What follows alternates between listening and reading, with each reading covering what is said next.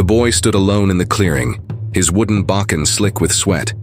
His breathing was ragged, his muscles burned, but he did not falter. Across from him lay the fallen body of a grown warrior, his face twisted in pain, his pride shattered. Myiamoto Mushashi was only 13 when he won his first duel. It was the moment that set his life upon the path of the sword.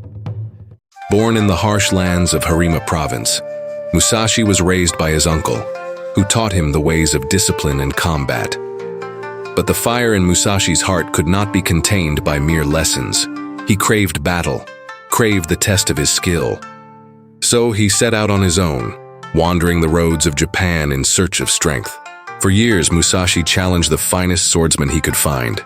He defeated samurai, ronin, and warriors from great dojos, using not only his skill but his wit. He abandoned the traditional ways, fighting with 2 swords instead of 1, striking with unpredictable movements, wielding his weapons like an unstoppable storm.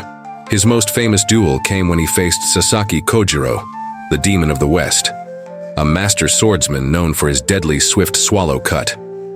On the morning of the duel, Mushashi arrived late, stepping onto the beach with only a wooden oar he had carved into a crude sword. Kojiro, enraged, drew his long blade and lunged. But Mushashi, calm as the wind, saw through his attack and struck first. His wooden sword crushed Kojiro's skull in a single blow. The demon was dead. Yet victory did not bring him peace. Mushashi continued his journey, not for glory but for understanding.